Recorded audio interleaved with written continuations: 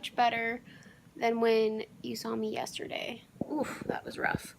I came out of surgery from my port, which you can see it's in there and it's healing.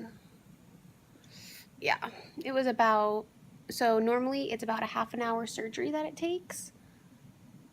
Half an hour for the surgery. But apparently I've never had surgery before or any sort of sedative or whatever they give you to sedate you. And I've never had any before. So they thought, oh, this will be good. This will be easy. We'll give her, they have like these 2-shot vials of it. And they're like, oh, yeah, well, it'll be the standard.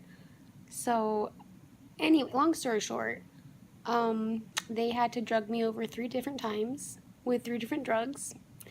A half an hour surgery took 2 hours because apparently I kept waking up.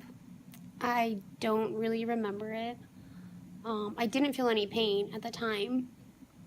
I remember that they put like this tent over you because it has to be sterile and it's freezing in there, and there's like this tent and there's this guy, the nurse, and he would keep walking by me to make sure that I was okay, aka asleep. And I remember watching him walk by, and I was like, oh, that must be when I was like sleepy, and I'd wake up and I'd see him walk by and they were like, oh, she's awake again.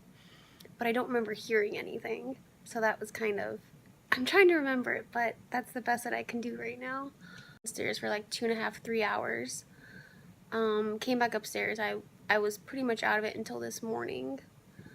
I mean, I just still had all the anesthesia or all of whatever they gave me still in my system. It's too bright for me to turn on the light yet, so I'm using the nice daytime lighting because it's nice. News is I just got my insurance done. So I'm off of the state insurance access on the 30th on Saturday. But the good news is I was able to get on a different insurance plan. Thank goodness, because that was part of the concern, is how can we send you home to do home IVs if you don't have insurance, which who could afford? So I have my port now. So once I have to be under monitoring for hours because I'm getting very strong antibiotics. Amikacin can cause hearing loss.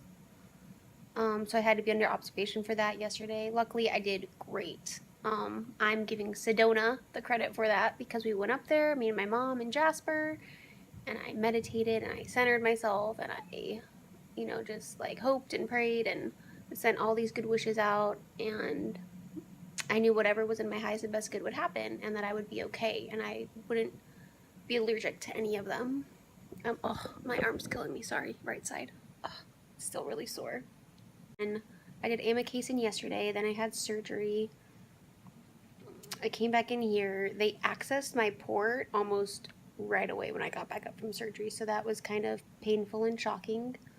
Well, not painful, just shocking because there was still fresh blood on me and I didn't really enjoy that.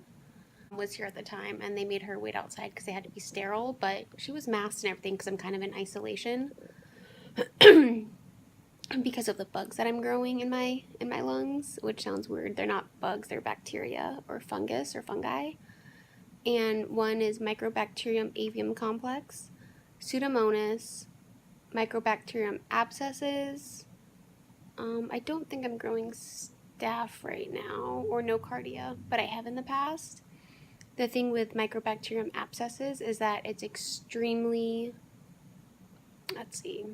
it's an extremely hardy bacteria, I'll say.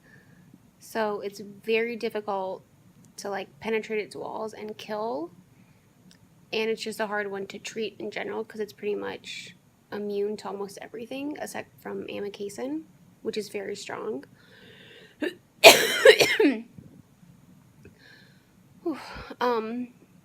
And then last night they gave me, not meropenem, I forgot what it's exactly called, but it's in that same category. I got sick. I threw up twice last night taking that when they gave it to me, and then I was up all night just because my neck was killing me from the surgery. So they give you these ice packs, which are very handy. So I've had that on once I realized you can ask for ice, Kiana, it's okay.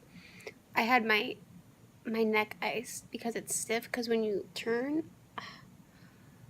get your port, you have to have your neck that way because when they put the incision in you, they run a wire or it's actually a catheter. They run the catheter down and then up into your neck, which surprisingly I can't feel. So I don't know where it is. I haven't. Oh, just felt it. I just felt it. Never mind. It's there. Oh, you can't see it, I don't think. Can you? Nope, but I felt it. It's in there. Morning when they gave me, so I get amikacin every 24 hours. I'm starting, not tetracycline, but tetracycline. I started that about 30 minutes ago while I was dealing with insurance on the phone. I have my midterm due today. Let's see. And then that one that they gave me last night, they gave me every 4 hours. So when they gave it to me again at like 4 or 5 this morning, I threw up again. Kind of had a fever. It's kind of a rough night. Good news is Jasper's doing great at home. It's really good he didn't come with me yesterday because surgery took 3 times as long as it should have. So he would have been fine in the room here, but I don't really trust other people with him. And he's so attached to me because I'm his handler, and he would have been a nervous wreck with me gone for that long. We'll see. He might join me in the hospital now. But since I'm only going to be here for probably another day or two, hopefully, because I have to get back to work, but he'll probably just stay home. I got my IV out yesterday because I have the port. They drew blood this morning too. They did all the stuff that they do in the hospital is already done. I have some flowers over here for my mom. I'm doing the IVs right now, of course. There's my fruit from breakfast because I was still throwing up.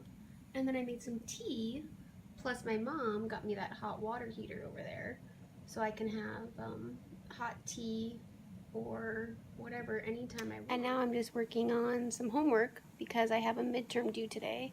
I asked for an extension because I'm in the hospital and I had surgery and I didn't know how long I would be drowsy for, and I don't want to fail my midterm because of surgery. But unfortunately, I haven't heard from my teacher. So I'll just work on doing that. I have my super fun sheets here. Look at this. I have little under the sea sheets, and then I have a stuffed dog, and then of course I blankets, and I even brought toe socks because you just gotta live it over in the hospital. I mean, oh, and I have of course my fun leggings on and my toe socks. So all the fun things. So my sheets make me happy, and everybody who comes in there is like, "Oh my gosh, I love your sheets." I was like, "Thanks, my mom got them for me." They're 100% cotton, and since I'm very sensitive to cleaners and chemicals, the hospital uses, the harshest chemicals to wash their sheets and blankets. And also, any other sheets, I'll sweat a lot, and already in the hospital, you're kind of on a lot of antibiotics, so you don't want to sweat more so. So, cotton is the way to go.